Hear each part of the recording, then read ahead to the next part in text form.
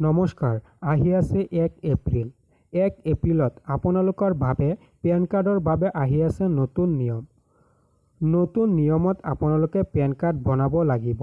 আধাৰ কাৰ্ডৰ জৰিয়তে ১ এপ্ৰিলৰ পৰা পেন কাৰ্ড বনাব নোৱাৰিব। কেনেকৈ পেন কাৰ্ড বনাব পাৰিব, কি লাগিব, সবিশেষ তথ্য জনাই দিম আপোনালোকক এইটো খবৰৰ জৰিয়তে। আপোনালোকে এই খবৰটো শ্বেয়াৰ কৰি দিয়ক যাতে সকলোৱে গম পায় আৰু খবৰটো লাইক কৰি দিব যাতে আপোনালোকৰ বাবে এনে ধৰণৰ গুৰুত্বপূৰ্ণ খবৰসমূহ আনিব পাৰোঁ। লগতে আপোনালোকে মোৰ চেনেলটো ফ'ল' কৰি দিয়ক যাতে আপোনালোকৰ বাবে বিভিন্ন ধৰণৰ খবৰসমূহ আপোনালোকক দিব পাৰোঁ।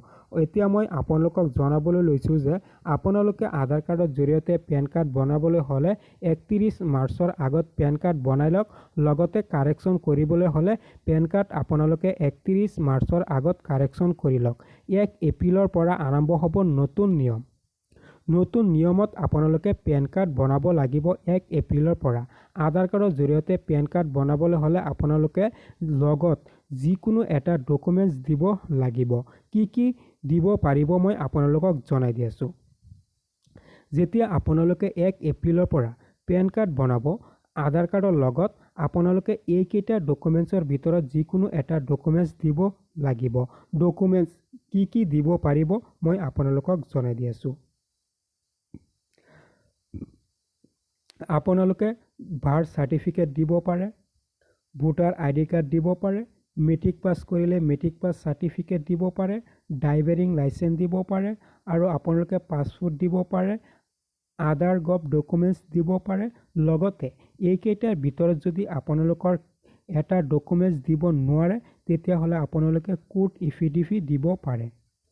এইকেইটাৰ জৰিয়তে ১ এপ্ৰিলৰ পৰা আপোনালোকে পেন কাৰ্ড বনাবলৈ হ'লে আধাৰ কাৰ্ডৰ লগত এইকেইটা ডকুমেণ্টছৰ ভিতৰত যিকোনো এটা ডকুমেণ্টছ দিব লাগিব।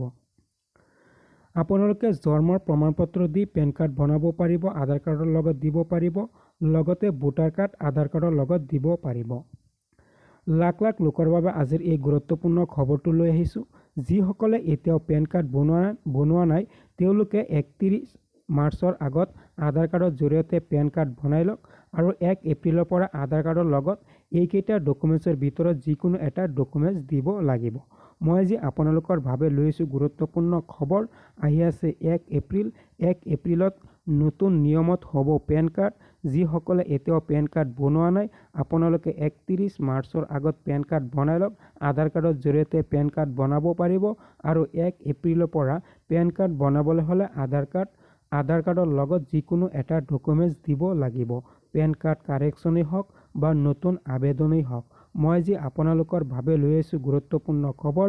আপোনালোকে এই খবৰটো শ্বেয়াৰ কৰি দিয়ক যাতে সকলোৱে গম পায়, লগতে সকলোৱে যাতে অতি সোনকালে পেন কাৰ্ডটো বনাই লয়। আজি ইমানতে ৰাখিছোঁ। ধন্যবাদ।